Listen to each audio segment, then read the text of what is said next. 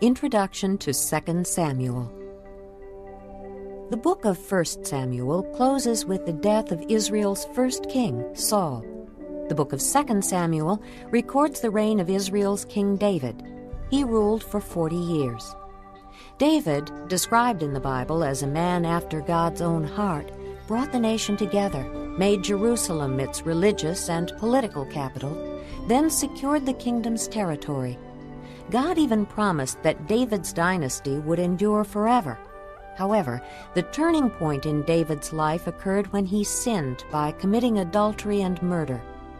God's promise to David and his descendants was not revoked, but he was haunted for the rest of his reign by family and national crisis. As you listen, notice David's godly qualities of faithfulness, patience, courage, generosity, commitment, honesty, and his broken heart. Valuable lessons can be learned from David's sin and from his repentance. 2 Samuel, chapter 1. After the death of Saul, David returned from defeating the Amalekites and stayed in Ziklag 2 days. On the third day, a man arrived from Saul's camp, with his clothes torn and with dust on his head. When he came to David, he fell to the ground to pay him honor. "Where have you come from?" David asked him. He answered, "I have escaped from the Israelite camp." "What happened?" David asked. "Tell me." He said, "The men fled from the battle. Many of them fell and died, and Saul and his son Jonathan are dead." Then David said to the young man who brought him the report, "How do you know that Saul and his son Jonathan are dead?" "I happened to be on Mount Gilboa," the young man said, "and there was Saul leaning on his spear, with the chariots and riders almost upon him. When he turned around and saw me, he called out to me, and I said, 'What can I do?' He asked me, 'Who are you?' 'An Amalekite,' I answered. Then he said to me, 'Stand over me and kill me. I am in the throes of death, but I'm still alive.' So I stood over him and killed him, because I knew that after he had fallen, he could not survive. And I took the crown that was on his head and the band on his arm, and have brought them here to my lord." Then David and all the men with him took hold of their clothes and tore them. They mourned and wept and fasted till evening for Saul and his son Jonathan, and for the army of the Lord and the house of Israel, because they had fallen by the sword. David said to the young man who brought him the report, "Where are you from?" "I am the son of an alien, an Amalekite." He answered. David asked him, "Why were you not afraid to lift your hand to destroy the Lord's anointed?" Then David called one of his men and said, "Go, strike him down." So he struck him down, and he died. For David had said to him, "Your blood be on your own head. Your own mouth testified against you when you said, 'I killed the Lord's anointed.'" David took up this lament concerning Saul and his son Jonathan, and ordered that the men of Judah be taught this lament of the bow.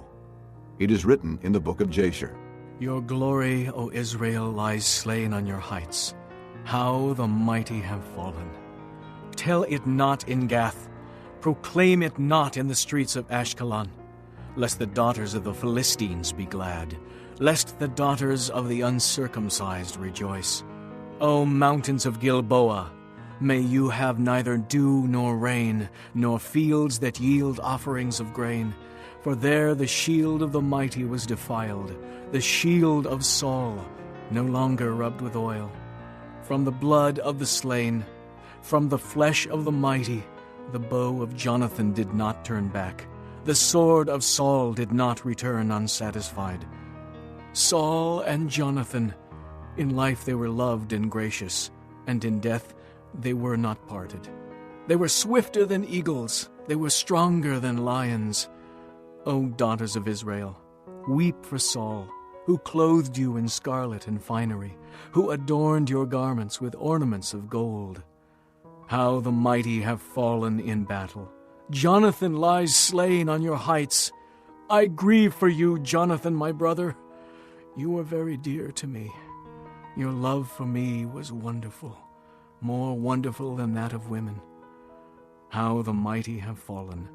The weapons of war have perished." Chapter 2. In the course of time, David inquired of the Lord. "Shall I go up to one of the towns of Judah?" He asked. The Lord said, "Go up." David asked, Where shall I go? "To Hebron," the Lord answered. So David went up there with his 2 wives, Ahinoam of Jezreel, and Abigail, the widow of Nabal of Carmel. David also took the men who were with him, each with his family, and they settled in Hebron and its towns. Then the men of Judah came to Hebron, and there they anointed David king over the house of Judah. When David was told that it was the men of Jabesh-Gilead who had buried Saul, he sent messengers to the men of Jabesh-Gilead to say to them, The Lord bless you for showing this kindness to Saul your master by burying him. May the Lord now show you kindness and faithfulness, and I too will show you the same favor because you have done this. Now then, be strong and brave, for Saul your master is dead, and the house of Judah has anointed me king over them." Meanwhile, Abner, son of Ner, the commander of Saul's army, had taken Ishbosheth, son of Saul, and brought him over to Mahanaim. He made him king over Gilead, Asherai, and Jezreel, and also over Ephraim, Benjamin, and all Israel. Ishbosheth, son of Saul, was 40 years old when he became king over Israel, and he reigned 2 years. The house of Judah, however, followed David. The length of time David was king in Hebron over the house of Judah was 7 years and 6 months. Abner, son of Ner, together with the men of Ishbosheth, son of Saul, left Mahanaim and went to Gibeon. Joab, son of Zeruiah, and David's men went out and met them at the pool of Gibeon. One group sat down on one side of the pool, and one group on the other side. Then Abner said to Joab, "Let's have some of the young men get up and fight hand to hand in front of us." "All right, let them do it," Joab said. So they stood up and were counted off, 12 men for Benjamin and Ishbosheth, son of Saul, and 12 for David. Then each man grabbed his opponent by the head and thrust his dagger into his opponent's side, and they fell down together. So that place in Gibeon was called Helkath Hazurim. The battle that day was very fierce, and Abner and the men of Israel were defeated by David's men. The 3 sons of Zeruiah were there, Joab, Abishai, and Asahel. Now Asahel was as fleet-footed as a wild gazelle. He chased Abner, turning neither to the right nor to the left as he pursued him. Abner looked behind him and asked, "Is that you, Asahel?" "It is." He answered. Then Abner said to him, "Turn aside to the right or to the left. Take on one of the young men and strip him of his weapons." But Asahel would not stop chasing him. Again Abner warned Asahel. "Stop chasing me! Why should I strike you down? How can I look your brother Joab in the face?" But Asahel refused to give up the pursuit. So Abner thrust the butt of his spear into Asahel's stomach, and the spear came out through his back. He fell there and died on the spot. And every man stopped when he came to the place where Asahel had fallen and died. But Joab and Abishai pursued Abner, and as the sun was setting, they came to the hill of Ammah, near Giah, on the way to the wasteland of Gibeon. Then the men of Benjamin rallied behind Abner. They formed themselves into a group and took their stand on top of a hill. Abner called out to Joab, "Must the sword devour forever? Don't you realize that this will end in bitterness? How long before you order your men to stop pursuing their brothers?" Joab answered, "As surely as God lives, if you had not spoken, the men would have continued the pursuit of their brothers until morning." So Joab blew the trumpet, and all the men came to a halt. They no longer pursued Israel, nor did they fight any more. All that night Abner and his men marched through the Arabah. They crossed the Jordan, continued through the whole Bithron, and came to Mahanaim. Then Joab returned from pursuing Abner and assembled all his men. Besides Asahel, 19 of David's men were found missing.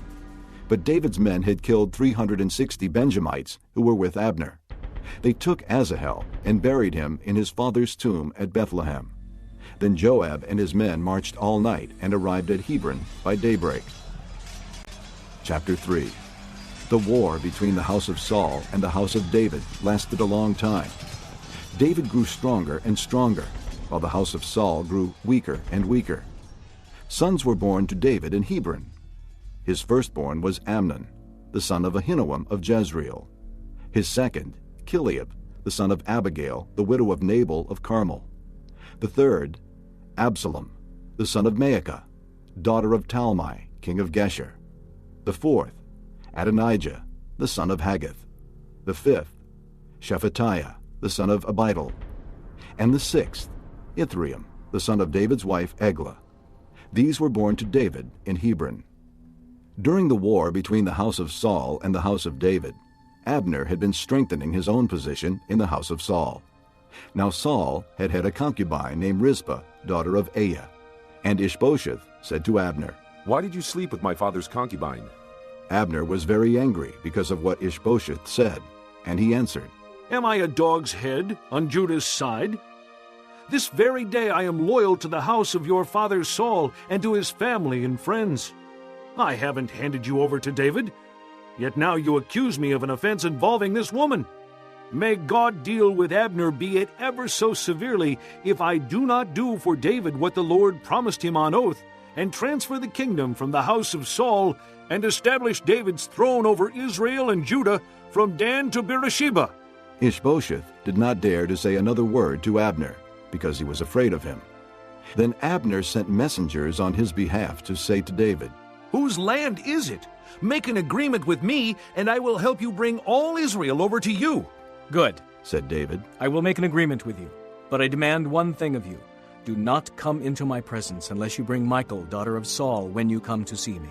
Then David sent messengers to Ishbosheth, son of Saul, demanding, "Give me my wife Michal, whom I betrothed to myself for the price of 100 Philistine foreskins."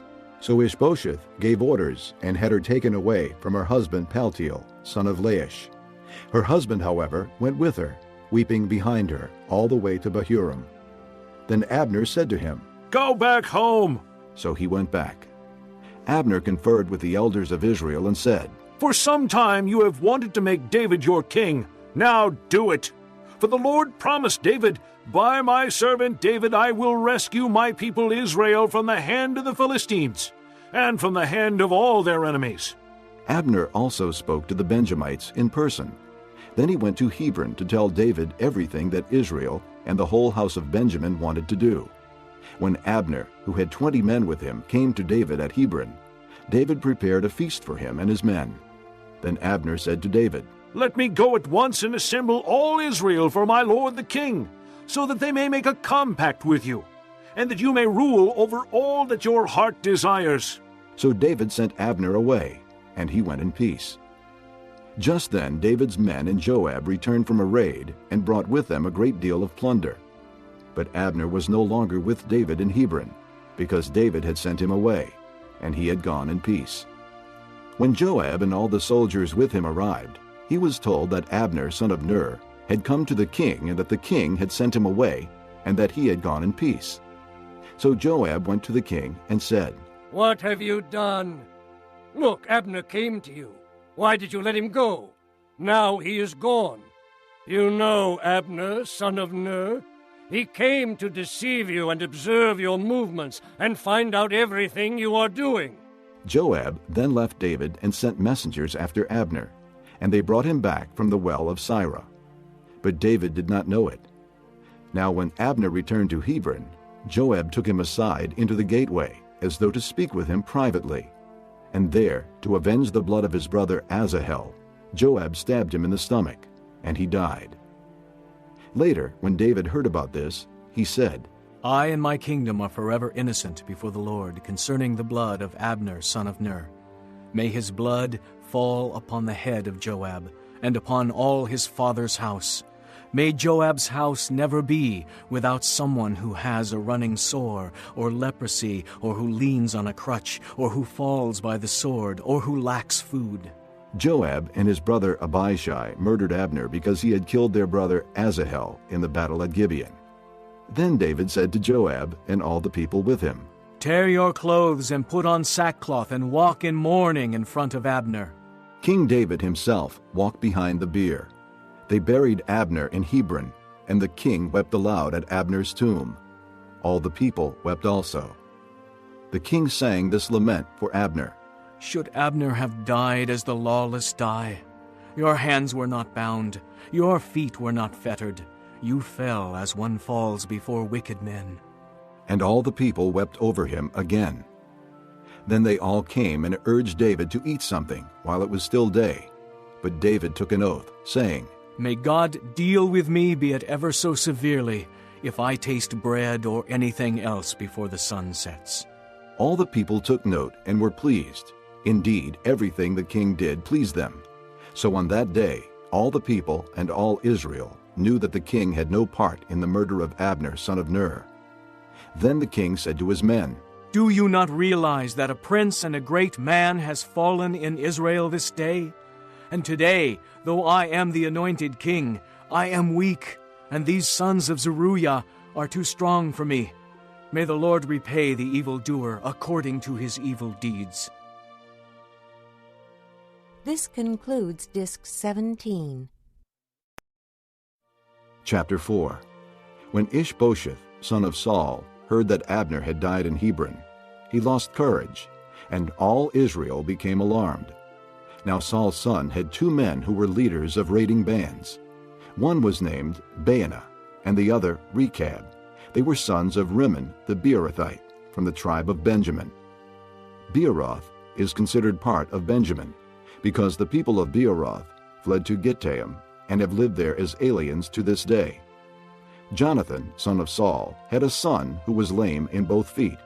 He was 5 years old when the news about Saul and Jonathan came from Jezreel. His nurse picked him up and fled, but as she hurried to leave, he fell and became crippled. His name was Mephibosheth. Now Rechab and Baanah, the sons of Rimmon the Beerothite, set out for the house of Ishbosheth. And they arrived there in the heat of the day, while he was taking his noonday rest. They went into the inner part of the house, as if to get some wheat, and they stabbed him in the stomach. Then Rechab and his brother Baanah slipped away. They had gone into the house while he was lying on the bed in his bedroom. After they stabbed and killed him, they cut off his head. Taking it with them, they traveled all night by way of the Arabah. They brought the head of Ishbosheth to David at Hebron and said to the king, Here is the head of Ishbosheth, son of Saul, your enemy, who tried to take your life. This day the Lord has avenged my lord the king against Saul and his offspring.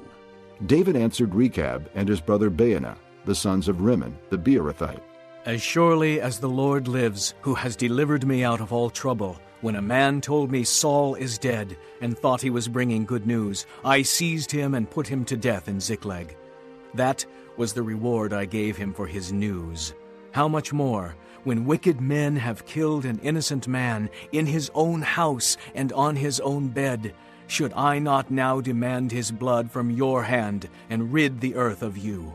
So David gave an order to his men, and they killed them. They cut off their hands and feet and hung the bodies by the pool in Hebron.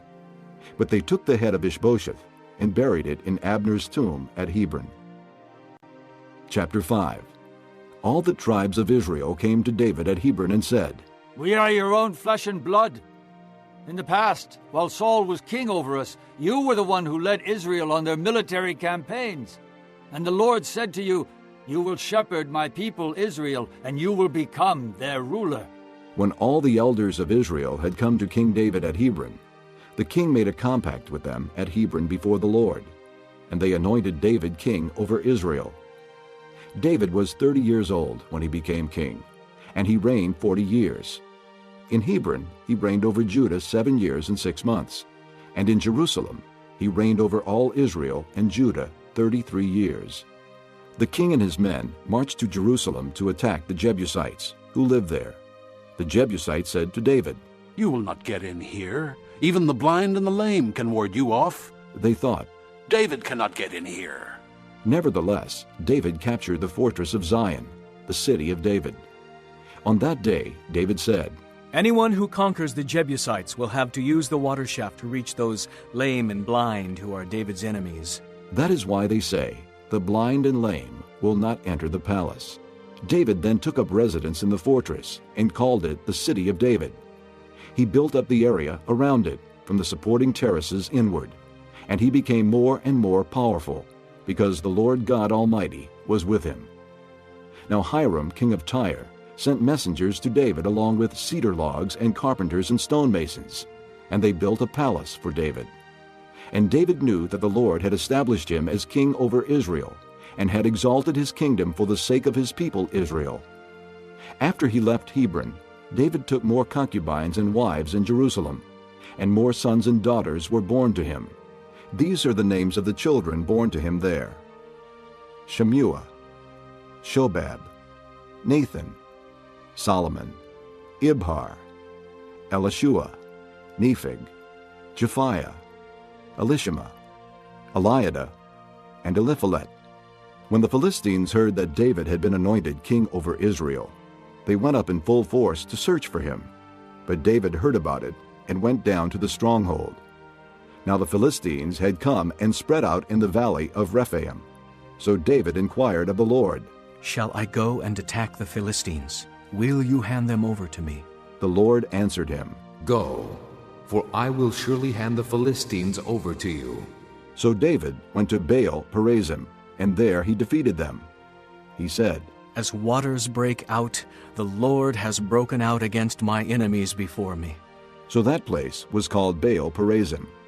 The Philistines abandoned their idols there, and David and his men carried them off. Once more the Philistines came up and spread out in the valley of Rephaim. So David inquired of the Lord, and he answered, "Do not go straight up, but circle around behind them and attack them in front of the balsam trees. As soon as you hear the sound of marching in the tops of the balsam trees, move quickly, because that will mean the Lord has gone out in front of you to strike the Philistine army." So David did as the Lord commanded him, and he struck down the Philistines all the way from Gibeon to Gezer. Chapter 6. David again brought together out of Israel chosen men, 30,000 in all.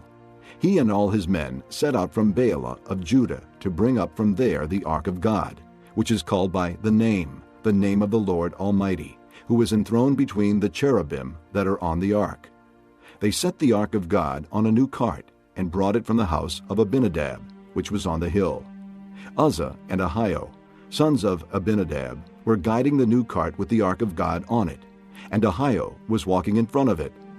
David and the whole house of Israel were celebrating with all their might before the Lord, with songs and with harps, lyres, tambourines, sistrums, and cymbals. When they came to the threshing floor of Nacon, Uzzah reached out and took hold of the ark of God, because the oxen stumbled. The Lord's anger burned against Uzzah because of his irreverent act.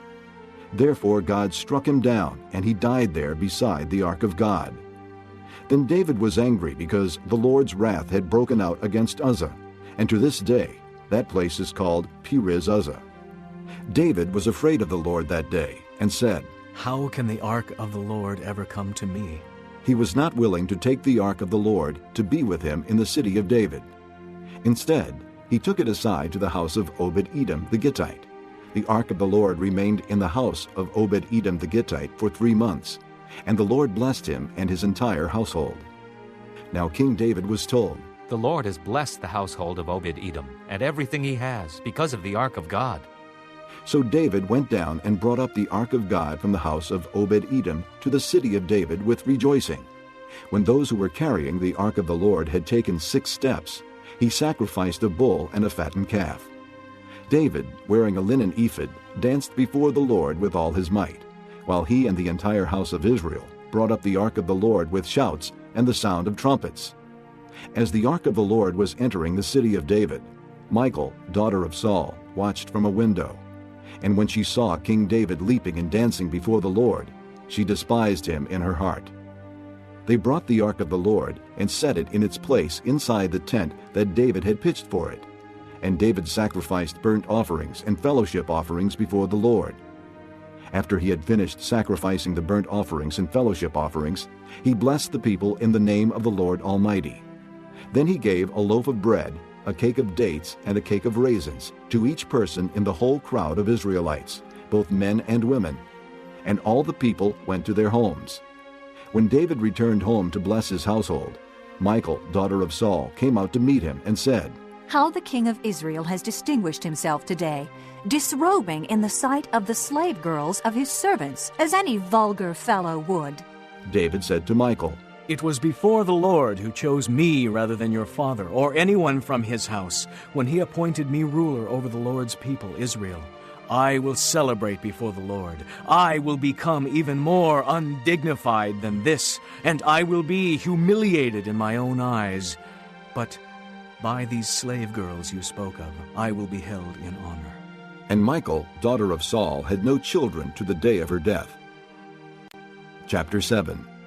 After the king was settled in his palace, and the Lord had given him rest from all his enemies around him, he said to Nathan the prophet, Here I am, living in a palace of cedar, while the ark of God remains in a tent. Nathan replied to the king, Whatever you have in mind, go ahead and do it, for the Lord is with you. That night the word of the Lord came to Nathan, saying, Go and tell my servant David, this is what the Lord says. Are you the one to build me a house to dwell in? I have not dwelt in a house from the day I brought the Israelites up out of Egypt to this day. I have been moving from place to place with a tent as my dwelling. Wherever I have moved with all the Israelites, did I ever say to any of their rulers, whom I commanded to shepherd my people Israel, Why have you not built me a house of cedar? Now then, tell my servant David, this is what the Lord Almighty says. I took you from the pasture and from following the flock to be ruler over my people Israel. I have been with you wherever you have gone, and I have cut off all your enemies from before you. Now I will make your name great, like the names of the greatest men of the earth. And I will provide a place for my people Israel, and will plant them so that they can have a home of their own, and no longer be disturbed. Wicked people will not oppress them anymore, as they did at the beginning, and have done ever since the time I appointed leaders over my people Israel. I will also give you rest from all your enemies. The Lord declares to you that the Lord himself will establish a house for you. When your days are over and you rest with your fathers, I will raise up your offspring to succeed you, who will come from your own body, and I will establish his kingdom. He is the one who will build a house for my name, and I will establish the throne of his kingdom forever. I will be his father, and he will be my son. When he does wrong, I will punish him with the rod of men, with floggings inflicted by men. But my love will never be taken away from him, as I took it away from Saul, whom I removed from before you. Your house and your kingdom will endure forever before me. Your throne will be established forever. Nathan reported to David all the words of this entire revelation. Then King David went in and sat before the Lord, and he said, Who am I, O sovereign Lord, and what is my family, that you have brought me this far? And as if this were not enough in your sight, O sovereign Lord, you have also spoken about the future of the house of your servant. Is this your usual way of dealing with man, O sovereign Lord? What more can David say to you? For you know your servant, O sovereign Lord. For the sake of your word and according to your will, you have done this great thing and made it known to your servant. How great you are, O sovereign Lord! There is no one like you, and there is no God but you, as we have heard with our own ears.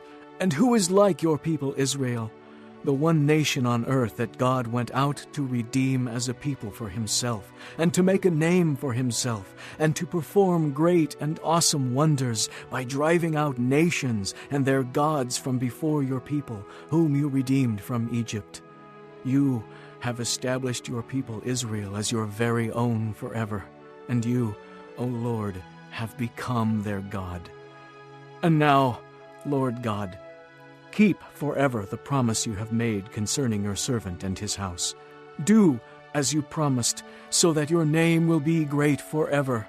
Then men will say, The Lord Almighty is God over Israel, and the house of your servant David will be established before you.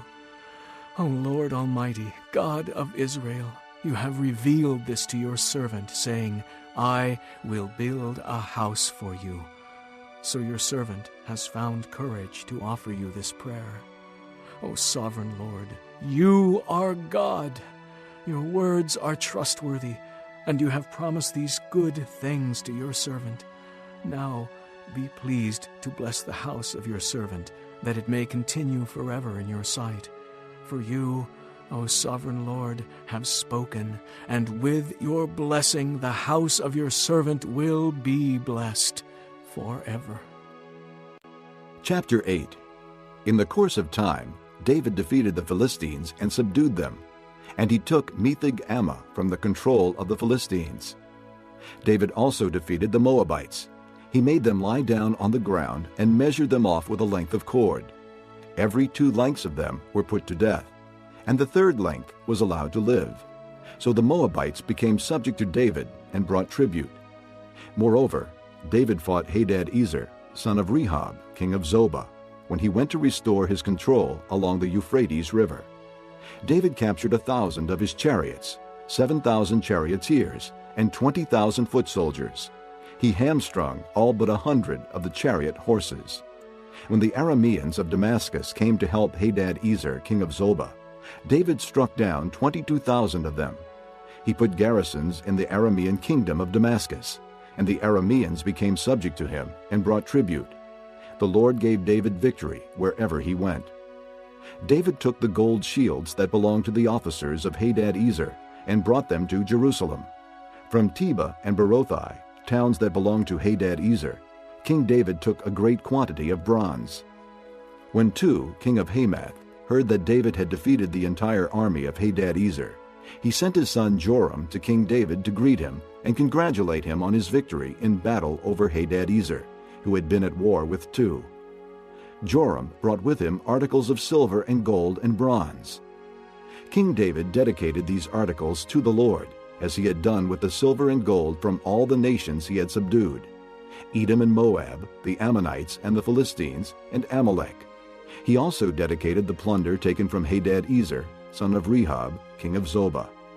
And David became famous after he returned from striking down 18,000 Edomites in the Valley of Salt. He put garrisons throughout Edom, and all the Edomites became subject to David. The Lord gave David victory wherever he went. David reigned over all Israel, doing what was just and right for all his people. Joab, son of Zeruiah, was over the army. Jehoshaphat, son of Ahilud, was recorder. Zadok, son of Ahitub, and Ahimelech, son of Abiathar, were priests. Seraiah was secretary. Benaiah, son of Jehoiada, was over the Kerethites and Pelethites. And David's sons were royal advisers. Chapter 9. David asked, Is there anyone still left of the house of Saul to whom I can show kindness for Jonathan's sake? Now there was a servant of Saul's household named Ziba. They called him to appear before David, and the king said to him, Are you Ziba? Your servant. He replied. The king asked, Is there no one still left of the house of Saul to whom I can show God's kindness? Ziba answered the king. There is still a son of Jonathan. He is crippled in both feet. Where is he? The king asked. Ziba answered, He is at the house of Machir, son of Ammiel in Lo-debar. So King David had him brought from Lo-debar, from the house of Machir, son of Ammiel. When Mephibosheth, son of Jonathan, the son of Saul, came to David, he bowed down to pay him honor. David said, Mephibosheth. Your servant, he replied. Don't be afraid, David said to him, for I will surely show you kindness for the sake of your father Jonathan. I will restore to you all the land that belonged to your grandfather Saul, and you will always eat at my table. Mephibosheth bowed down and said, What is your servant that you should notice a dead dog like me? Then the king summoned Ziba, Saul's servant, and said to him, I have given your master's grandson everything that belonged to Saul and his family. You and your sons and your servants are to farm the land for him and bring in the crops, so that your master's grandson may be provided for. And Mephibosheth, grandson of your master, will always eat at my table. Now Ziba had 15 sons and 20 servants. Then Ziba said to the king, Your servant will do whatever my lord the king commands his servant to do. So Mephibosheth ate at David's table like one of the king's sons. Mephibosheth had a young son named Micah, and all the members of Ziba's household were servants of Mephibosheth. And Mephibosheth lived in Jerusalem, because he always ate at the king's table, and he was crippled in both feet. Chapter 10. In the course of time, the king of the Ammonites died, and his son Hanun succeeded him as king. David thought, I will show kindness to Hanun, son of Nahash, just as his father showed kindness to me." So David sent a delegation to express his sympathy to Hanun concerning his father. When David's men came to the land of the Ammonites, the Ammonite nobles said to Hanun their lord, "Do you think David is honoring your father by sending men to you to express sympathy? Hasn't David sent them to you to explore the city and spy it out and overthrow it?" So Hanun seized David's men, shaved off half of each man's beard, cut off their garments in the middle at the buttocks, and sent them away. When David was told about this, he sent messengers to meet the men, for they were greatly humiliated. The king said, "Stay at Jericho till your beards have grown, and then come back." When the Ammonites realized that they had become a stench in David's nostrils, they hired 20,000 Aramean foot soldiers from Beth-Rehob and Zobah, as well as the king of Maacah with 1,000 men, and also 12,000 men from Tob. On hearing this, David sent Joab out with the entire army of fighting men. The Ammonites came out and drew up in battle formation at the entrance to their city gate, while the Arameans of Zobah and Rehob and the men of Tob and Maacah were by themselves in the open country. Joab saw that there were battle lines in front of him and behind him, so he selected some of the best troops in Israel and deployed them against the Arameans. He put the rest of the men under the command of Abishai, his brother, and deployed them against the Ammonites. Joab said, "If the Arameans are too strong for me, then you are to come to my rescue. But if the Ammonites are too strong for you, then I will come to rescue you. Be strong, and let us fight bravely for our people and the cities of our God. The Lord will do what is good in his sight." Then Joab and the troops with him advanced to fight the Arameans, and they fled before him. When the Ammonites saw that the Arameans were fleeing, they fled before Abishai and went inside the city. So Joab returned from fighting the Ammonites and came to Jerusalem. After the Arameans saw that they had been routed by Israel, they regrouped. Hadadezer had Arameans brought from beyond the river. They went to Helam with Shobach, the commander of Hadadezer's army, leading them. When David was told of this, he gathered all Israel, crossed the Jordan, and went to Helam. The Arameans formed their battle lines to meet David and fought against him. But they fled before Israel, and David killed 700 of their charioteers and 40,000 of their foot soldiers. He also struck down Shobach, the commander of their army, and he died there. When all the kings who were vassals of Hadadezer saw that they had been defeated by Israel, they made peace with the Israelites and became subject to them. So the Arameans were afraid to help the Ammonites anymore. Chapter 11. In the spring, at the time when kings go off to war, David sent Joab out with the king's men and the whole Israelite army. They destroyed the Ammonites and besieged Rabbah, but David remained in Jerusalem. One evening, David got up from his bed and walked around on the roof of the palace. From the roof he saw a woman bathing. The woman was very beautiful, and David sent someone to find out about her. The man said, "Isn't this Bathsheba, the daughter of Eliam, and the wife of Uriah the Hittite?" Then David sent messengers to get her. She came to him, and he slept with her. She had purified herself from her uncleanness. Then she went back home. The woman conceived and sent word to David, saying, "I am pregnant." So David sent this word to Joab, "Send me Uriah the Hittite." And Joab sent him to David. When Uriah came to him, David asked him how Joab was, how the soldiers were, and how the war was going. Then David said to Uriah, "Go down to your house and wash your feet." So Uriah left the palace, and a gift from the king was sent after him. But Uriah slept at the entrance to the palace with all his master's servants, and did not go down to his house. When David was told, Uriah did not go home, he asked him, "Haven't you just come from a distance? Why didn't you go home?" Uriah said to David, "The ark and Israel and Judah are staying in tents, and my master Joab and my lord's men are camped in the open fields. How could I go to my house to eat and drink and lie with my wife? As surely as you live, I will not do such a thing." Then David said to him, "Stay here one more day, and tomorrow I will send you back." So Uriah remained in Jerusalem that day and the next. At David's invitation, he ate and drank with him, and David made him drunk. But in the evening, Uriah went out to sleep on his mat among his master's servants. He did not go home. In the morning, David wrote a letter to Joab and sent it with Uriah. In it he wrote, "Put Uriah in the front line where the fighting is fiercest. Then withdraw from him so he will be struck down and die."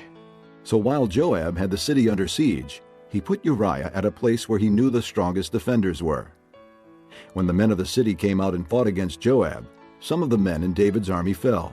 Moreover, Uriah the Hittite died. Joab sent David a full account of the battle. He instructed the messenger, "When you have finished giving the king this account of the battle, the king's anger may flare up, and he may ask you, 'Why did you get so close to the city to fight? Didn't you know they would shoot arrows from the wall? Who killed Abimelech, son of Jerubbesheth? Didn't a woman throw an upper millstone on him from the wall, so that he died in Thebez? Why did you get so close to the wall?' If he asks you this, then say to him, 'Also, your servant Uriah the Hittite is dead.'" The messenger set out, and when he arrived, he told David everything Joab had sent him to say. The messenger said to David, "The men overpowered us and came out against us in the open, but we drove them back to the entrance to the city gate. Then the archers shot arrows at your servants from the wall, and some of the king's men died. Moreover, your servant Uriah the Hittite is dead." David told the messenger, "Say this to Joab. Don't let this upset you. The sword devours one as well as another. Press the attack against the city and destroy it. Say this to encourage Joab." When Uriah's wife heard that her husband was dead, she mourned for him. After the time of mourning was over, David had her brought to his house, and she became his wife and bore him a son. But the thing David had done displeased the Lord. Chapter 12. The Lord sent Nathan to David. When he came to him, he said, There were 2 men in a certain town, one rich and the other poor. The rich man had a very large number of sheep and cattle, but the poor man had nothing except one little ewe lamb he had bought. He raised it, and it grew up with him and his children. It shared his food, drank from his cup, and even slept in his arms. It was like a daughter to him. Now a traveler came to the rich man, but the rich man refrained from taking one of his own sheep or cattle to prepare a meal for the traveler who had come to him. Instead, he took the ewe lamb that belonged to the poor man and prepared it for the one who had come to him. David burned with anger against the man and said to Nathan, "As surely as the Lord lives, the man who did this deserves to die. He must pay for that lamb 4 times over, because he did such a thing and had no pity." Then Nathan said to David, You are the man.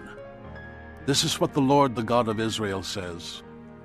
I anointed you king over Israel, and I delivered you from the hand of Saul. I gave your master's house to you, and your master's wives into your arms. I gave you the house of Israel and Judah. And if all this had been too little, I would have given you even more.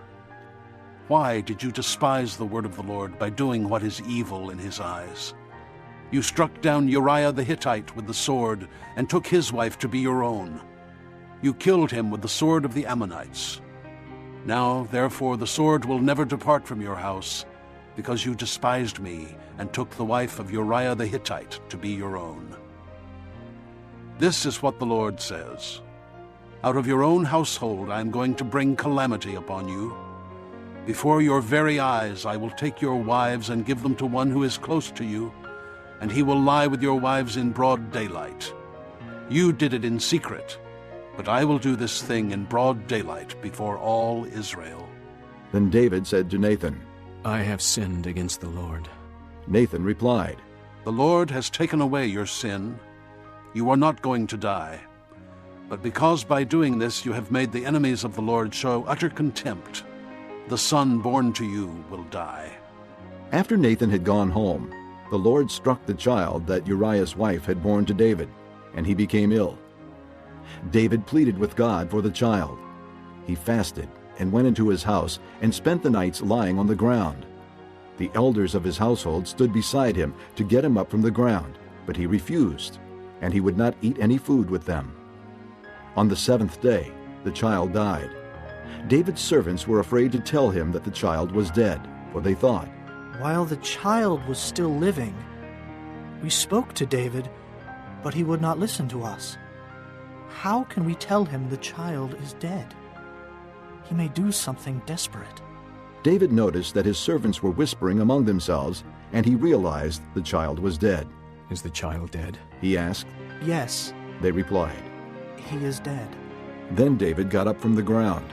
After he had washed, put on lotions, and changed his clothes, he went into the house of the Lord and worshipped. Then he went to his own house, and at his request they served him food, and he ate. His servants asked him, Why are you acting this way? While the child was alive, you fasted and wept. But now that the child is dead, you get up and eat. He answered, While the child was still alive, I fasted and wept. I thought, who knows, the Lord may be gracious to me and let the child live. But now that he is dead, why should I fast? Can I bring him back again? I will go to him, but he will not return to me. Then David comforted his wife Bathsheba, and he went to her and lay with her. She gave birth to a son, and they named him Solomon. The Lord loved him, and because the Lord loved him, he sent word through Nathan the prophet to name him Jedediah. Meanwhile, Joab fought against Rabbah of the Ammonites and captured the royal citadel. Joab then sent messengers to David, saying, I have fought against Rabbah and taken its water supply. Now muster the rest of the troops and besiege the city and capture it. Otherwise I will take the city, and it will be named after me. So David mustered the entire army and went to Rabbah and attacked and captured it. He took the crown from the head of their king. Its weight was a talent of gold, and it was set with precious stones, and it was placed on David's head. He took a great quantity of plunder from the city and brought out the people who were there, consigning them to labor with saws and with iron picks and axes, and he made them work at brickmaking. He did this to all the Ammonite towns. Then David and his entire army returned to Jerusalem. Chapter 13. In the course of time, Amnon, son of David, fell in love with Tamar, the beautiful sister of Absalom, son of David. Amnon became frustrated to the point of illness on account of his sister Tamar, for she was a virgin, and it seemed impossible for him to do anything to her. Now Amnon had a friend named Jonadab, son of Shimeah, David's brother. Jonadab was a very shrewd man. He asked Amnon, Why do you, the king's son, look so haggard morning after morning? Won't you tell me? Amnon said to him, I'm in love with Tamar, my brother Absalom's sister. Go to bed and pretend to be ill. Jonadab said. When your father comes to see you, say to him, I would like my sister Tamar to come and give me something to eat. Let her prepare the food in my sight, so I may watch her and then eat it from her hand. So Amnon lay down and pretended to be ill. When the king came to see him, Amnon said to him, I would like my sister Tamar to come and make some special bread in my sight, so I may eat from her hand. David sent word to Tamar at the palace. Go to the house of your brother Amnon and prepare some food for him. So Tamar went to the house of her brother Amnon, who was lying down. She took some dough, kneaded it, made the bread in his sight, and baked it. Then she took the pan and served him the bread, but he refused to eat. Send everyone out of here, Amnon said. So everyone left him. Then Amnon said to Tamar, Bring the food here into my bedroom so I may eat from your hand. And Tamar took the bread she had prepared and brought it to her brother Amnon in his bedroom. But when she took it to him to eat, he grabbed her and said, Come to bed with me, my sister. Don't, my brother. She said to him, Don't force me. Such a thing should not be done in Israel. Don't do this wicked thing. What about me? Where could I get rid of my disgrace? And what about you? You would be like one of the wicked fools in Israel. Please speak to the king. He will not keep me from being married to you. But he refused to listen to her, and since he was stronger than she, he raped her. Then Amnon hated her with intense hatred. In fact, he hated her more than he had loved her. Amnon said to her, Get up and get out. No, she said to him. Sending me away would be a greater wrong than what you have already done to me. But he refused to listen to her. He called his personal servant and said, Get this woman out of here and bolt the door after her. So his servant put her out and bolted the door after her. She was wearing a richly ornamented robe, for this was the kind of garment the virgin daughters of the king wore. Tamar put ashes on her head and tore the ornamented robe she was wearing. She put her hand on her head and went away, weeping aloud as she went.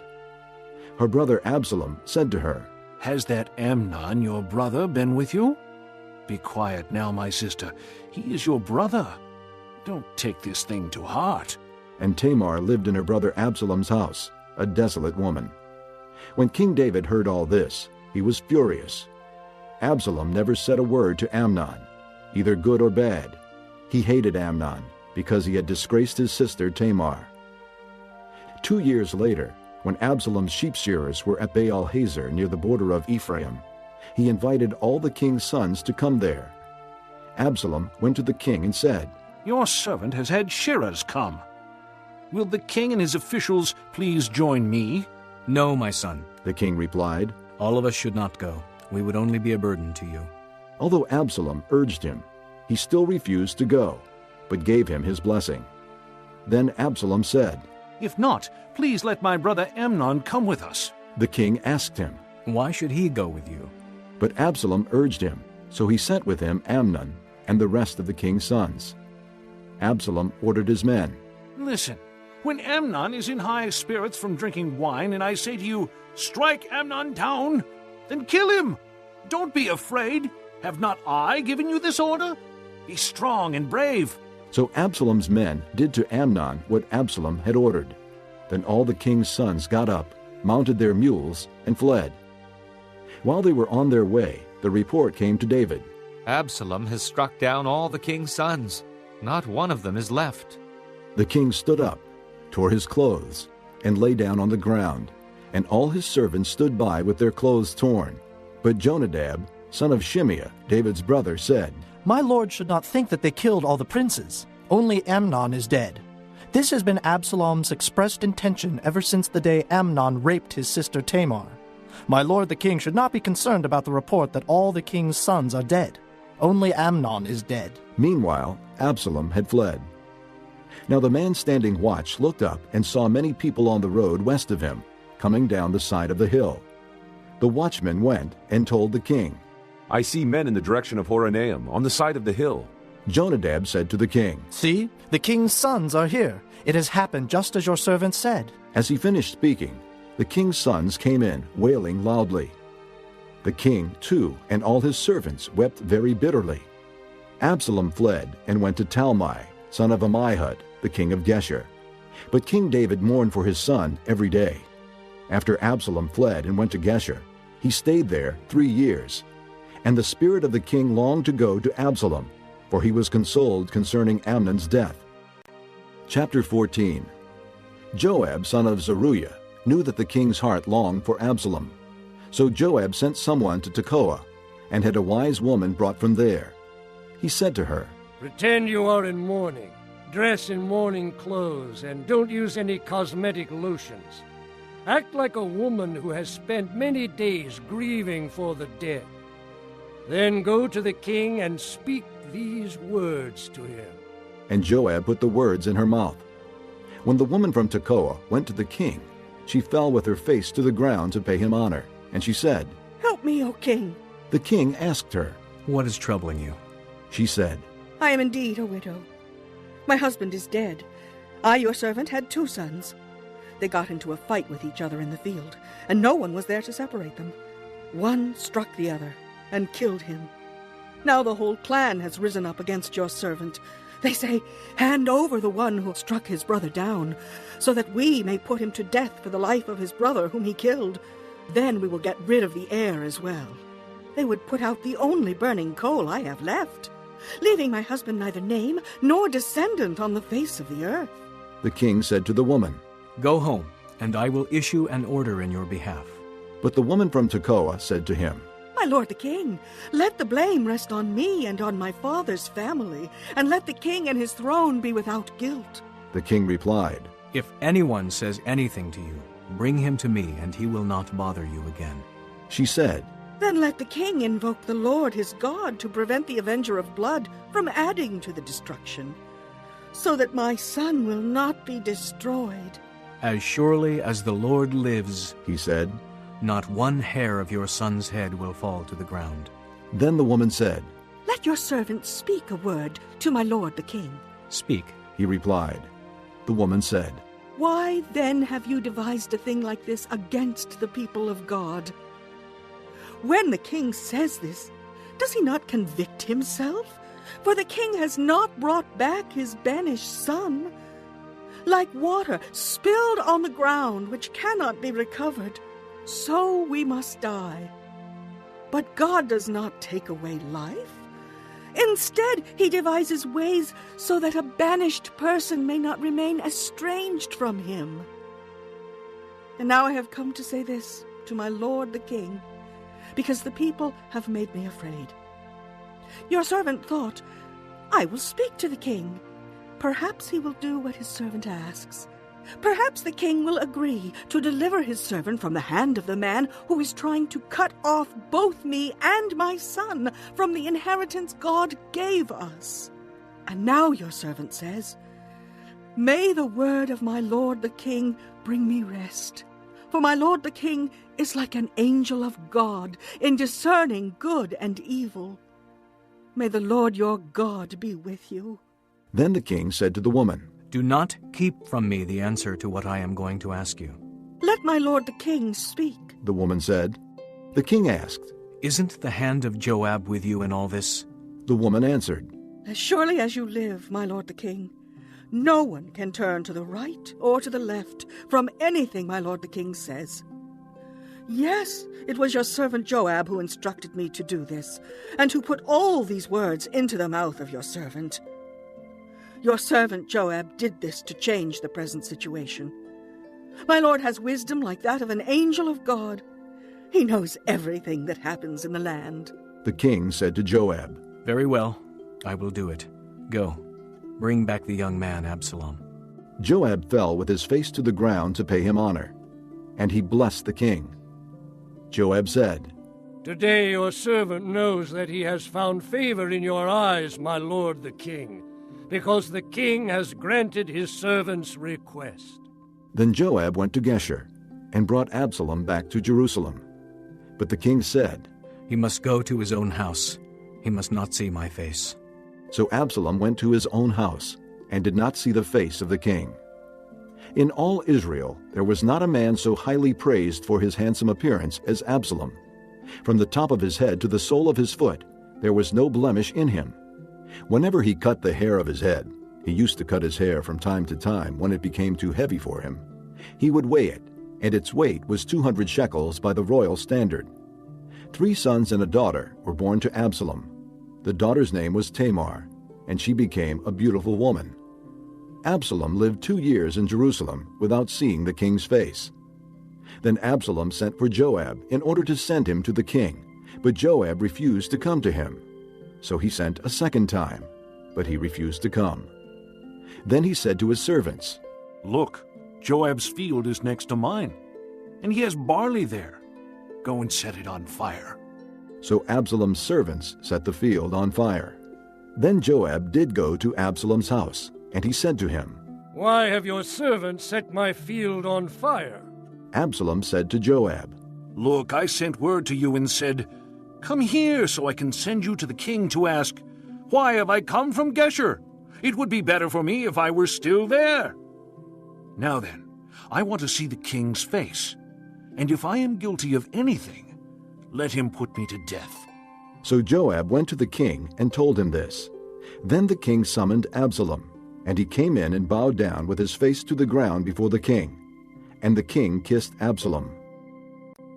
Chapter 15. In the course of time, Absalom provided himself with a chariot and horses, and with 50 men to run ahead of him. He would get up early and stand by the side of the road leading to the city gate. Whenever anyone came with a complaint to be placed before the king for a decision, Absalom would call out to him. What town are you from? He would answer, Your servant is from one of the tribes of Israel. Then Absalom would say to him, Look, your claims are valid and proper, but there is no representative of the king to hear you. And Absalom would add, If only I were appointed judge in the land, then everyone who has a complaint or case could come to me, and I would see that he gets justice. Also, whenever anyone approached him to bow down before him, Absalom would reach out his hand, take hold of him, and kiss him. Absalom behaved in this way toward all the Israelites who came to the king, asking for justice, and so he stole the hearts of the men of Israel. At the end of 4 years, Absalom said to the king, "Let me go to Hebron and fulfill a vow I made to the Lord. While your servant was living at Geshur in Aram, I made this vow. If the Lord takes me back to Jerusalem, I will worship the Lord in Hebron." The king said to him, "Go in peace." So he went to Hebron. Then Absalom sent secret messengers throughout the tribes of Israel to say, "As soon as you hear the sound of the trumpets, then say, 'Absalom is king in Hebron.'" 200 men from Jerusalem had accompanied Absalom. They had been invited as guests and went quite innocently, knowing nothing about the matter. While Absalom was offering sacrifices, he also sent for Ahithophel the Gilonite, David's counselor, to come from Gilo, his hometown.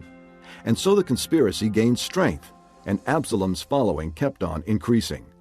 A messenger came and told David, "The hearts of the men of Israel are with Absalom." Then David said to all his officials who were with him in Jerusalem, "Come, we must flee, or none of us will escape from Absalom. We must leave immediately, or he will move quickly to overtake us and bring ruin upon us and put the city to the sword." The king's officials answered him, "Your servants are ready to do whatever our lord the king chooses." The king set out, with his entire household following him. But he left 10 concubines to take care of the palace. So the king set out, with all the people following him, and they halted at a place some distance away. All his men marched past him, along with all the Kerethites and Pelethites, and all the 600 Gittites who had accompanied him from Gath marched before the king.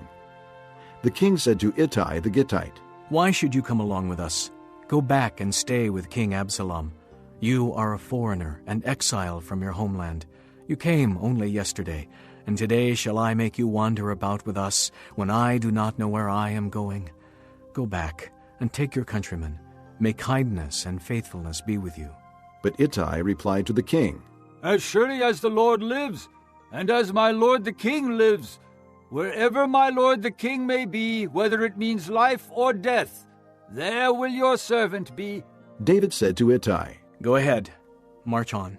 So Ittai the Gittite marched on with all his men and the families that were with him.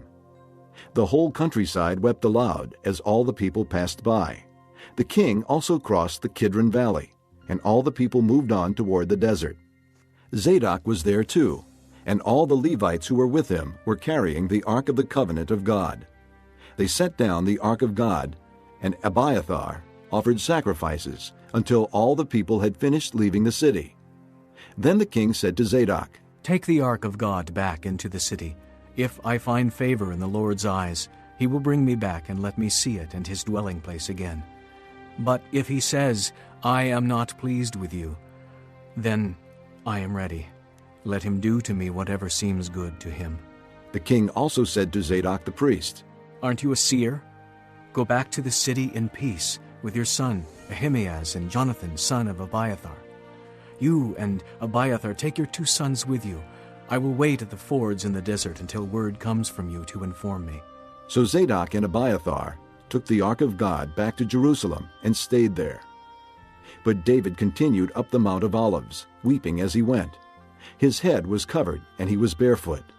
All the people with him covered their heads too, and were weeping as they went up. Now David had been told, "Ahithophel is among the conspirators with Absalom." So David prayed, "O Lord, turn Ahithophel's counsel into foolishness." When David arrived at the summit, where people used to worship God, Hushai the Archite was there to meet him, his robe torn and dust on his head. David said to him, "If you go with me, you will be a burden to me. But if you return to the city and say to Absalom, 'I will be your servant, O king. I was your father's servant in the past, but now I will be your servant,' then you can help me by frustrating Ahithophel's advice. Won't the priests Zadok and Abiathar be there with you? Tell them anything you hear in the king's palace. Their 2 sons, Ahimaaz, son of Zadok, and Jonathan, son of Abiathar, are there with them. Send them to me with anything you hear." So David's friend Hushai arrived at Jerusalem as Absalom was entering the city. Chapter 16. When David had gone a short distance beyond the summit, there was Ziba, the steward of Mephibosheth, waiting to meet him. He had a string of donkeys saddled and loaded with 200 loaves of bread, 100 cakes of raisins, 100 cakes of figs, and a skin of wine. The king asked Ziba, "Why have you brought these?" Ziba answered, "The donkeys are for the king's household to ride on. The bread and fruit are for the men to eat, and the wine is to refresh those who become exhausted in the desert." The king then asked, "Where is your master's grandson?" Ziba said to him, "He is staying in Jerusalem, because he thinks, 'Today the house of Israel will give me back my grandfather's kingdom.'" Then the king said to Ziba, "All that belonged to Mephibosheth is now yours." "I humbly bow," Ziba said. "May I find favor in your eyes, my lord the king." As King David approached Bahurim, a man from the same clan as Saul's family came out from there. His name was Shimei, son of Gera, and he cursed as he came out. He pelted David and all the king's officials with stones, though all the troops and the special guard were on David's right and left. As he cursed, Shimei said, "Get out! Get out, you man of blood, you scoundrel! The Lord has repaid you for all the blood you shed in the household of Saul, in whose place you have reigned. The Lord has handed the kingdom over to your son Absalom. You have come to ruin because you are a man of blood." Then Abishai, son of Zeruiah, said to the king, "Why should this dead dog curse my lord the king? Let me go over and cut off his head." But the king said, "What do you and I have in common, you sons of Zeruiah? If he is cursing because the Lord said to him, 'Curse David,' who can ask, 'Why do you do this?'" David then said to Abishai and all his officials, "My son, who is of my own flesh, is trying to take my life. How much more then this Benjamite? Leave him alone. Let him curse, for the Lord has told him to. It may be that the Lord will see my distress and repay me with good for the cursing I am receiving today." So David and his men continued along the road while Shimei was going along the hillside opposite him, cursing as he went, and throwing stones at him and showering him with dirt. The king and all the people with him arrived at their destination exhausted, and there he refreshed himself. Meanwhile, Absalom and all the men of Israel came to Jerusalem, and Ahithophel was with him. Then Hushai the Archite, David's friend, went to Absalom and said to him, "Long live the king! Long live the king!" Absalom asked Hushai, "Is this the love you show your friend? Why didn't you go with your friend?" Hushai said to Absalom, "No. The one chosen by the Lord, by these people, and by all the men of Israel, his I will be, and I will remain with him. Furthermore, whom should I serve? Should I not serve the son? Just as I served your father, so I will serve you." Absalom said to Ahithophel, "Give us your advice. What should we do?" Ahithophel answered, "Lie with your father's concubines, whom he left to take care of the palace. Then all Israel will hear that you have made yourself a stench in your father's nostrils, and the hands of everyone with you will be strengthened." So they pitched a tent for Absalom on the roof, and he lay with his father's concubines in the sight of all Israel. Now in those days the advice Ahithophel gave was like that of one who inquires of God. That was how both David and Absalom regarded all of Ahithophel's advice. Chapter 17. Ahithophel said to Absalom, "I would choose 12,000 men and set out tonight in pursuit of David. I would attack him while he is weary and weak. I would strike him with terror, and then all the people with him will flee. I would strike down only the king and bring all the people back to you. The death of the man you seek will mean the return of all. All the people will be unharmed." This plan seemed good to Absalom and to all the elders of Israel. But Absalom said, "Summon also Hushai the Archite, so we can hear what he has to say." When Hushai came to him, Absalom said, "Ahithophel has given this advice. Should we do what he says? If not, give us your opinion." Hushai replied to Absalom, "The advice Ahithophel has given is not good this time. You know your father and his men. They are fighters, and as fierce as a wild bear robbed of her cubs. Besides, your father is an experienced fighter. He will not spend the night with the troops. Even now, he is hidden in a cave or some other place.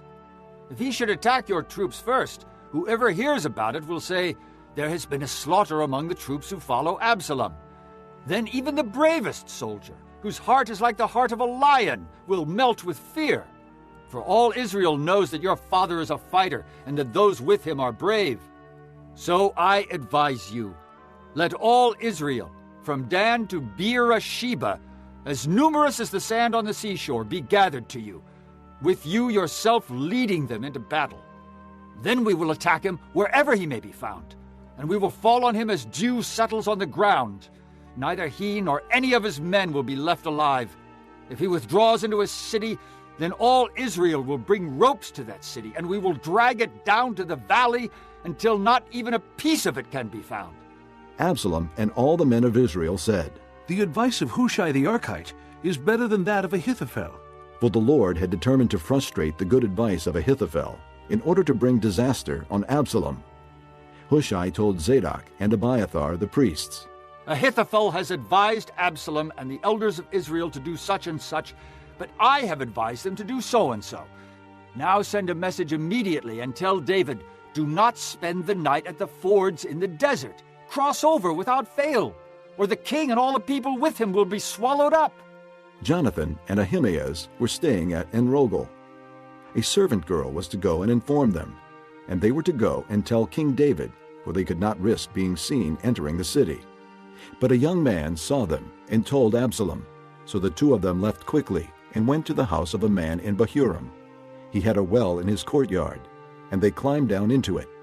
His wife took a covering and spread it out over the opening of the well and scattered grain over it. No one knew anything about it. When Absalom's men came to the woman at the house, they asked, "Where are Ahimaaz and Jonathan?" The woman answered them, "They crossed over the brook." The men searched but found no one, so they returned to Jerusalem. After the men had gone, the two climbed out of the well and went to inform King David. They said to him, "Set out and cross the river at once. Ahithophel has advised such and such against you." So David and all the people with him set out and crossed the Jordan. By daybreak, no one was left who had not crossed the Jordan. When Ahithophel saw that his advice had not been followed, he saddled his donkey and set out for his house in his hometown. He put his house in order and then hanged himself. So he died and was buried in his father's tomb. David went to Mahanaim, and Absalom crossed the Jordan with all the men of Israel. Absalom had appointed Amasa over the army in place of Joab. Amasa was the son of a man named Jether, an Israelite who had married Abigail, the daughter of Nahash, and sister of Zeruiah, the mother of Joab. The Israelites and Absalom camped in the land of Gilead. When David came to Mahanaim, Shobai, son of Nahash, from Rabbah of the Ammonites, and Machir, son of Amiel, from Lo-debar, and Barzillai the Gileadite from Rogelim, brought bedding and bowls and articles of pottery. They also brought wheat and barley, flour and roasted grain, beans and lentils, honey and curds, sheep, and cheese from cow's milk for David and his people to eat. For they said, "The people have become hungry and tired and thirsty in the desert." Chapter 18. David mustered the men who were with him, and appointed over them commanders of thousands and commanders of hundreds. David sent the troops out, a third under the command of Joab, a third under Joab's brother Abishai son of Zeruiah, and a third under Ittai the Gittite. The king told the troops, "I myself will surely march out with you." But the men said, "You must not go out. If we are forced to flee, they won't care about us. Even if half of us die, they won't care. But you are worth 10,000 of us. It would be better now for you to give us support from the city." The king answered, "I will do whatever seems best to you." So the king stood beside the gate, while all the men marched out in units of hundreds and of thousands. The king commanded Joab, Abishai, and Ittai, "Be gentle with the young man Absalom, for my sake." And all the troops heard the king giving orders concerning Absalom to each of the commanders. The army marched into the field to fight Israel, and the battle took place in the forest of Ephraim.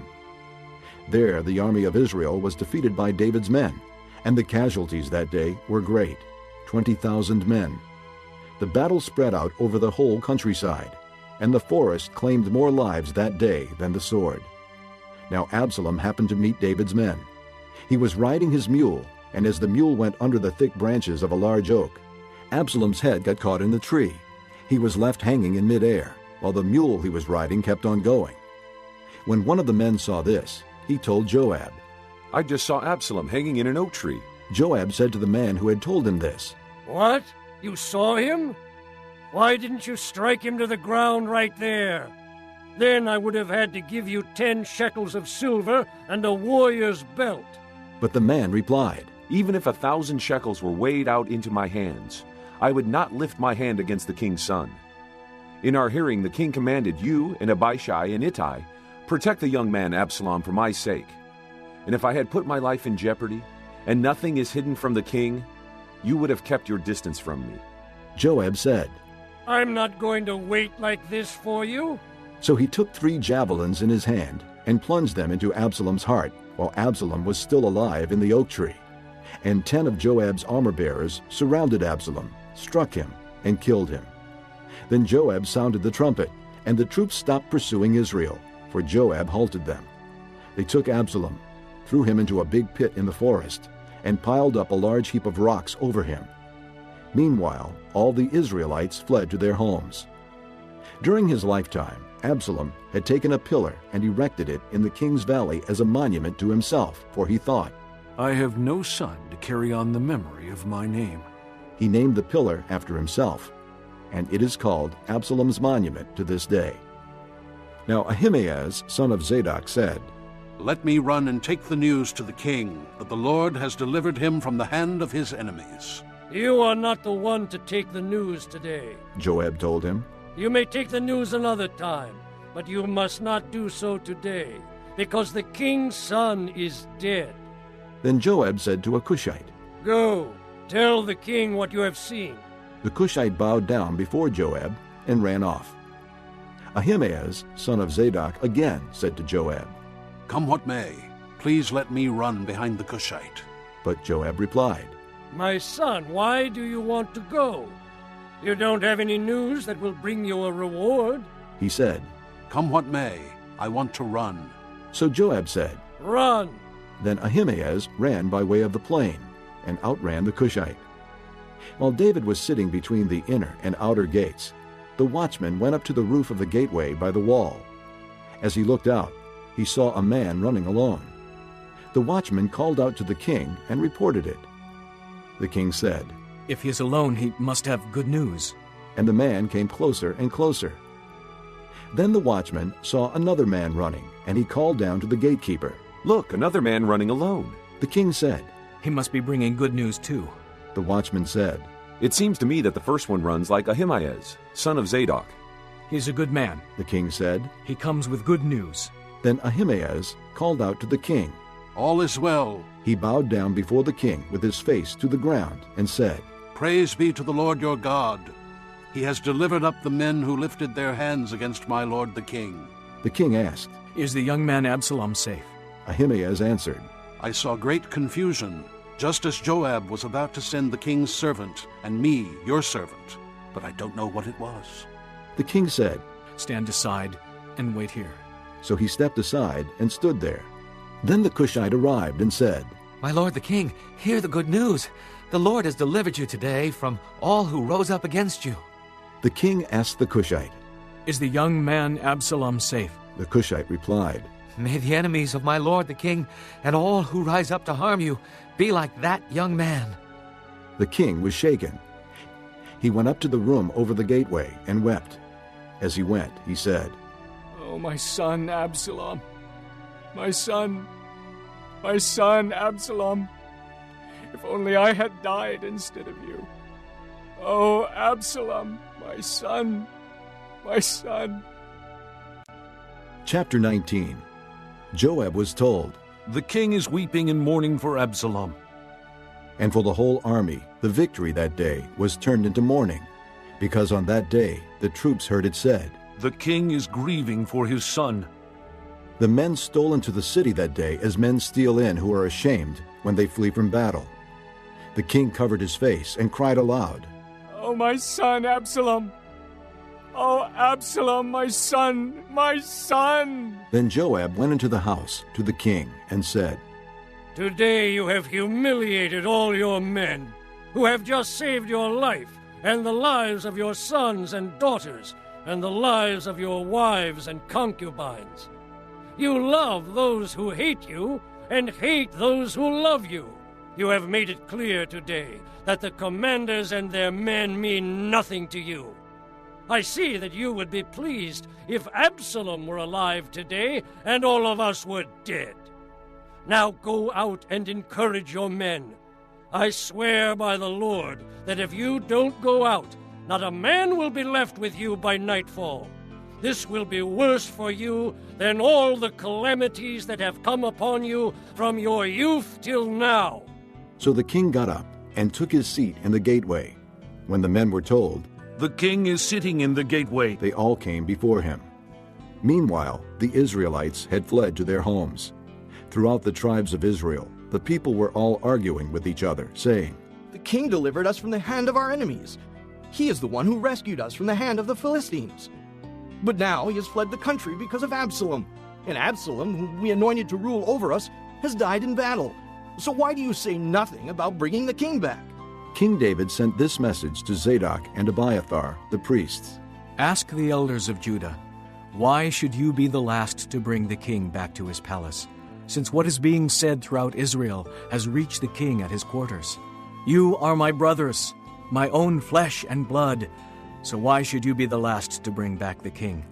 And say to Amasa, are you not my own flesh and blood?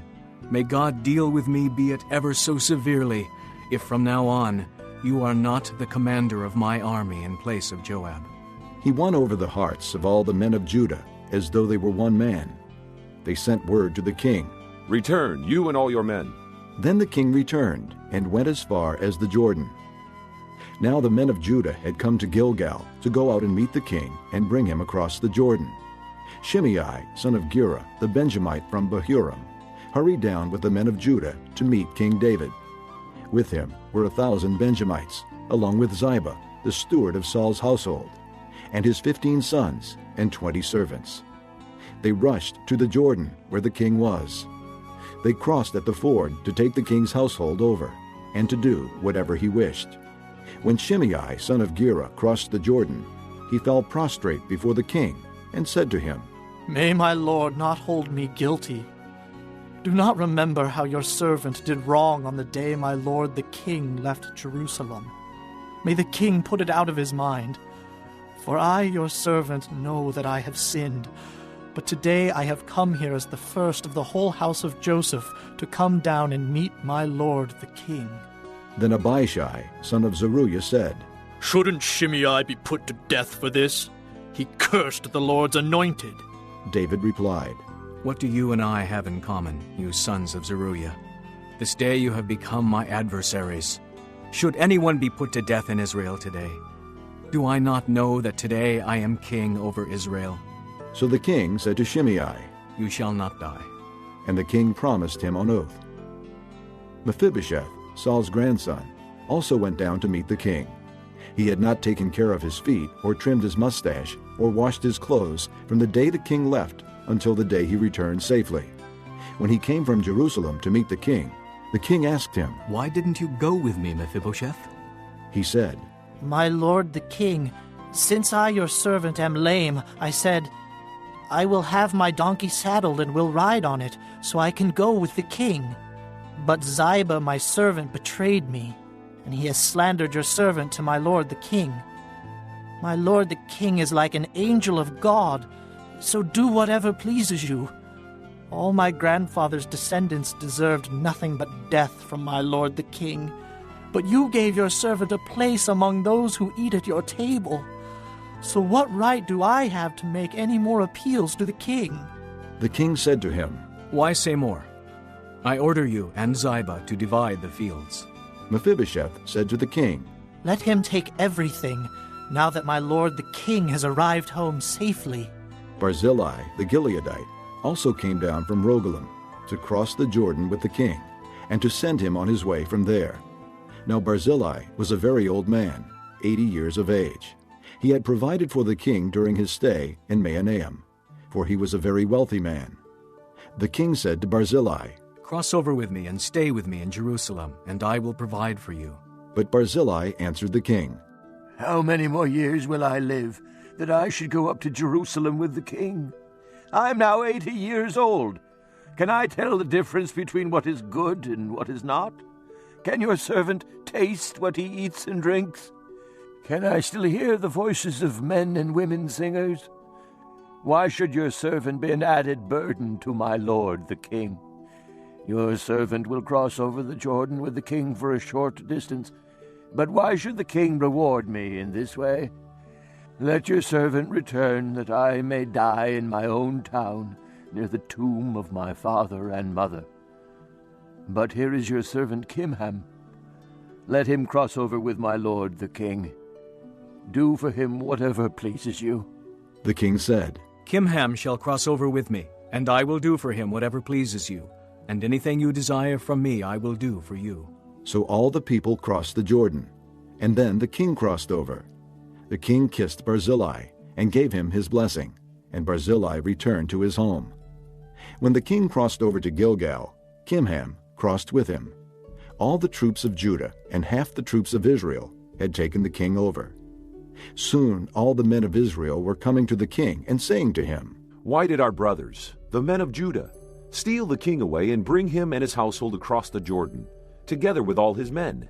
All the men of Judah answered the men of Israel, "We did this because the king is closely related to us. Why are you angry about it? Have we eaten any of the king's provisions? Have we taken anything for ourselves?" Then the men of Israel answered the men of Judah, "We have 10 shares in the king, and besides, we have a greater claim on David than you have. So why do you treat us with contempt? Were we not the first to speak of bringing back our king?" But the men of Judah responded even more harshly than the men of Israel. This concludes Disc 18. Chapter 20. Now a troublemaker named Sheba, son of Bichri, a Benjamite, happened to be there.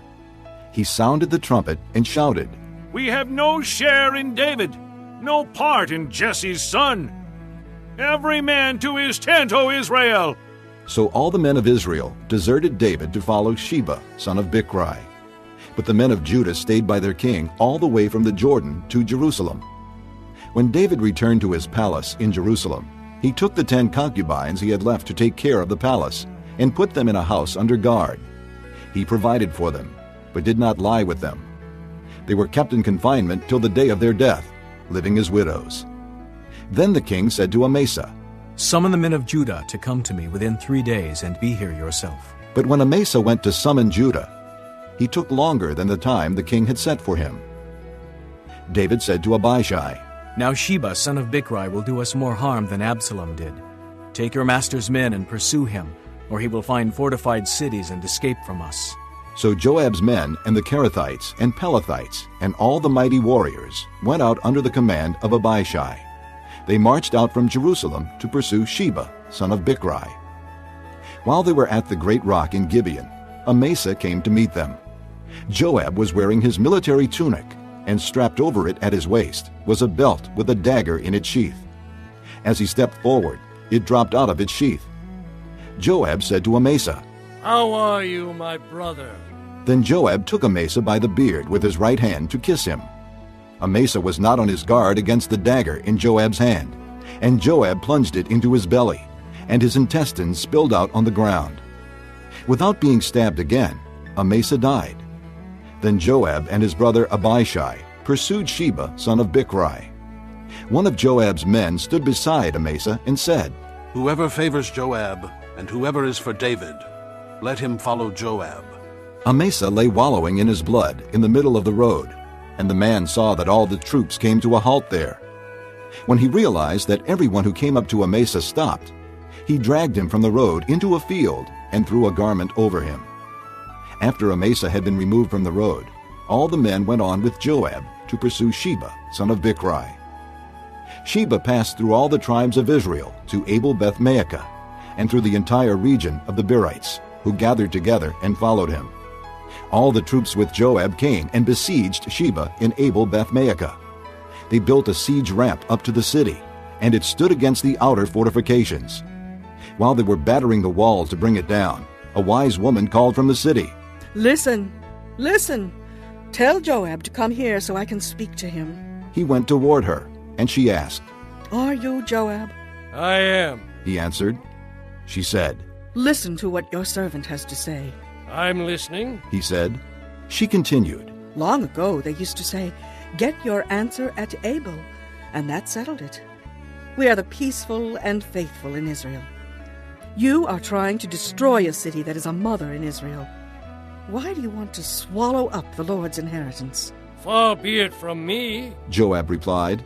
far be it from me to swallow up or destroy. That is not the case. A man named Sheba, son of Bichri, from the hill country of Ephraim, has lifted up his hand against the king, against David. Hand over this one man, and I'll withdraw from the city. The woman said to Joab, His head will be thrown to you from the wall. Then the woman went to all the people with her wise advice, and they cut off the head of Sheba son of Bichri and threw it to Joab. So he sounded the trumpet, and his men dispersed from the city, each returning to his home. And Joab went back to the king in Jerusalem. Joab was over Israel's entire army. Benaiah son of Jehoiada was over the Kerethites and Pelethites. Adoniram was in charge of forced labor. Jehoshaphat son of Ahilud was recorder. Sheva was secretary. Zadok and Abiathar were priests, and Ira the Jairite was David's priest. Chapter 21. During the reign of David, there was a famine for 3 successive years, so David sought the face of the Lord. The Lord said, It is on account of Saul and his blood-stained house. It is because he put the Gibeonites to death. The king summoned the Gibeonites and spoke to them. Now the Gibeonites were not a part of Israel, but were survivors of the Amorites. The Israelites had sworn to spare them, but Saul, in his zeal for Israel and Judah, had tried to annihilate them. David asked the Gibeonites, What shall I do for you? How shall I make amends so that you will bless the Lord's inheritance? The Gibeonites answered him, We have no right to demand silver or gold from Saul or his family, nor do we have the right to put anyone in Israel to death. What do you want me to do for you? David asked. They answered the king, As for the man who destroyed us and plotted against us, so that we have been decimated and have no place anywhere in Israel, let 7 of his male descendants be given to us to be killed and exposed before the Lord at Gibeah of Saul, the Lord's chosen one. So the king said, I will give them to you. The king spared Mephibosheth, son of Jonathan, the son of Saul, because of the oath before the Lord between David and Jonathan, son of Saul. But the king took Armoni and Mephibosheth, the 2 sons of Aiah's daughter, Rizpah, whom she had borne to Saul, together with the 5 sons of Saul's daughter, Merab, whom she had borne to Adriel, son of Barzillai, the Maholathite. He handed them over to the Gibeonites, who killed and exposed them on a hill before the Lord. All 7 of them fell together. They were put to death during the first days of the harvest, just as the barley harvest was beginning. Rizpah, daughter of Aiah, took sackcloth and spread it out for herself on a rock. From the beginning of the harvest till the rain poured down from the heavens on the bodies, she did not let the birds of the air touch them by day, or the wild animals by night. When David was told what Aiah's daughter Rizpah, Saul's concubine, had done, he went and took the bones of Saul and his son Jonathan from the citizens of Jabesh-Gilead. They had taken them secretly from the public square at Beth-shan, where the Philistines had hung them after they struck Saul down on Gilboa. David brought the bones of Saul and his son Jonathan from there, and the bones of those who had been killed and exposed were gathered up. They buried the bones of Saul and his son Jonathan in the tomb of Saul's father Kish at Zelah in Benjamin, and did everything the king commanded. After that, God answered prayer in behalf of the land. Once again, there was a battle between the Philistines and Israel.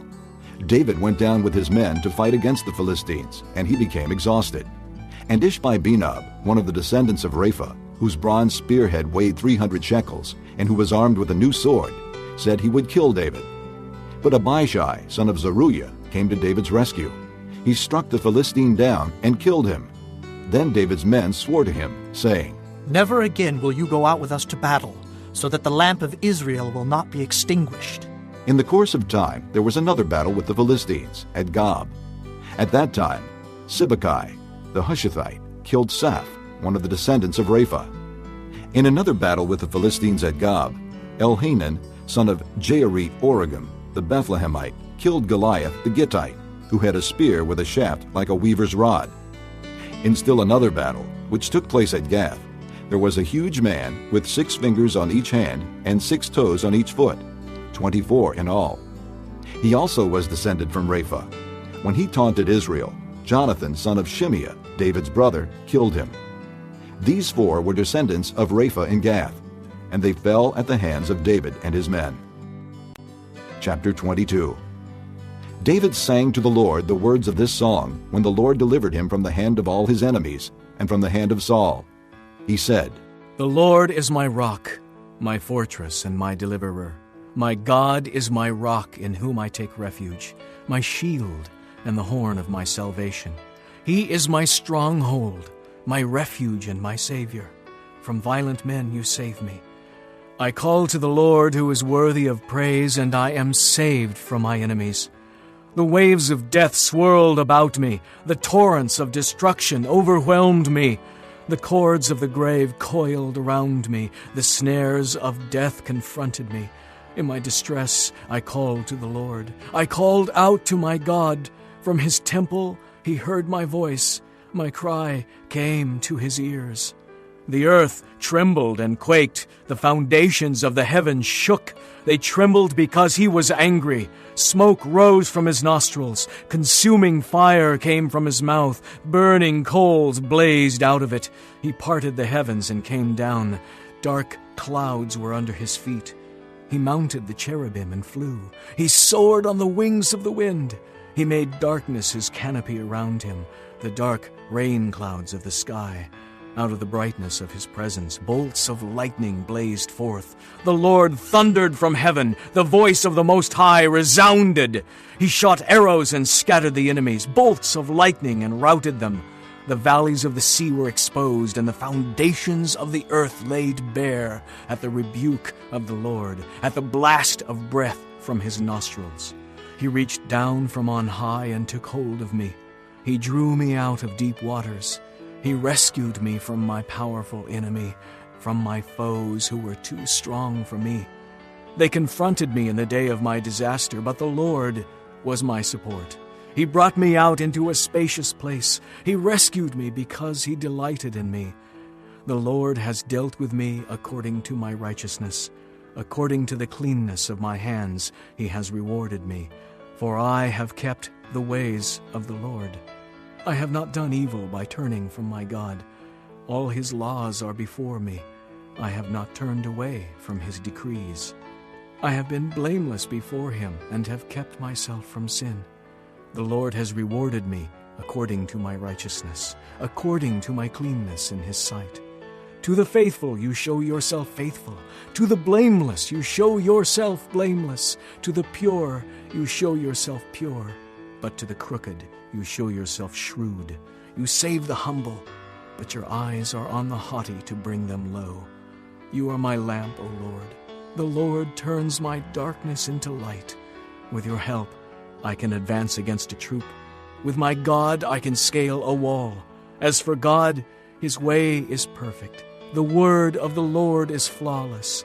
He is a shield for all who take refuge in him. For who is God besides the Lord? And who is the rock except our God? It is God who arms me with strength and makes my way perfect. He makes my feet like the feet of a deer. He enables me to stand on the heights. He trains my hands for battle. My arms can bend a bow of bronze. You give me your shield of victory. You stoop down to make me great. You broaden the path beneath me so that my ankles do not turn. I pursued my enemies and crushed them. I did not turn back till they were destroyed. I crushed them completely, and they could not rise. They fell beneath my feet.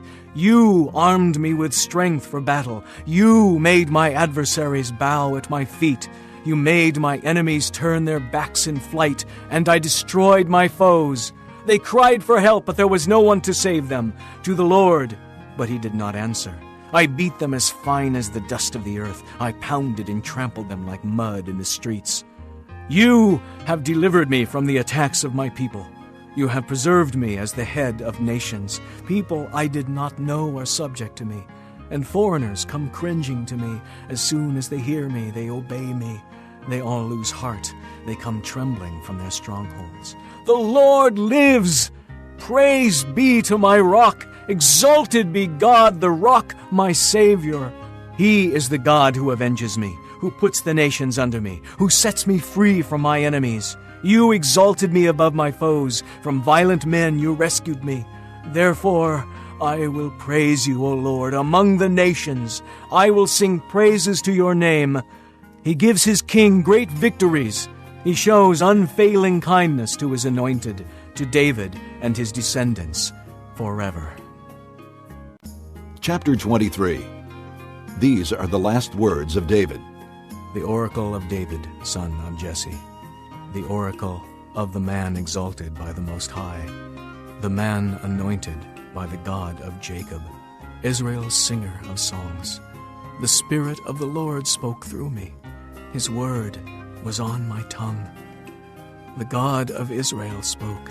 The Rock of Israel said to me, when one rules over men in righteousness, when he rules in the fear of God, he is like the light of morning at sunrise, on a cloudless morning, like the brightness after rain that brings the grass from the earth. Is not my house right with God? Has he not made with me an everlasting covenant, arranged and secured in every part? Will he not bring to fruition my salvation and grant me my every desire? But evil men are all to be cast aside like thorns, which are not gathered with the hand. Whoever touches thorns uses a tool of iron or the shaft of a spear. They are burned up where they lie. These are the names of David's mighty men. Josheb-Bashebeth, a Tekemonite, was chief of the three. He raised his spear against 800 men, whom he killed in one encounter. Next to him was Eleazar, son of Dodai, the Ahohite. As one of the three mighty men, he was with David when they taunted the Philistines gathered at Pasdammim for battle. Then the men of Israel retreated, but he stood his ground and struck down the Philistines till his hand grew tired and froze to the sword. The Lord brought about a great victory that day. The troops returned to Eleazar, but only to strip the dead. Next to him was Shammah, son of Agi, the Hararite. When the Philistines banded together at a place where there was a field full of lentils, Israel's troops fled from them. But Shammah took his stand in the middle of the field. He defended it and struck the Philistines down, and the Lord brought about a great victory. During harvest time, 3 of the 30 chief men came down to David at the cave of Adullam, while a band of Philistines was encamped in the valley of Rephaim. At that time, David was in the stronghold, and the Philistine garrison was at Bethlehem. David longed for water and said, "Oh, that someone would get me a drink of water from the well near the gate of Bethlehem." So the 3 mighty men broke through the Philistine lines, drew water from the well near the gate of Bethlehem, and carried it back to David. But he refused to drink it. Instead, he poured it out before the Lord. "Far be it from me, O Lord, to do this," he said. "Is it not the blood of men who went at the risk of their lives?" And David would not drink it. Such were the exploits of the 3 mighty men. Abishai, the brother of Joab, son of Zeruiah, was chief of the 3. He raised his spear against 300 men, whom he killed, and so he became as famous as the 3. Was he not held in greater honor than the 3? He became their commander, even though he was not included among them. Benaiah, son of Jehoiada, was a valiant fighter from Kabzeel, who performed great exploits. He struck down 2 of Moab's best men. He also went down into a pit on a snowy day and killed a lion, and he struck down a huge Egyptian. Although the Egyptian had a spear in his hand, Benaiah went against him with a club. He snatched the spear from the Egyptian's hand and killed him with his own spear. Such were the exploits of Benaiah, son of Jehoiada. He too was as famous as the 3 mighty men. He was held in greater honor than any of the 30, but he was not included among the 3. And David put him in charge of his bodyguard.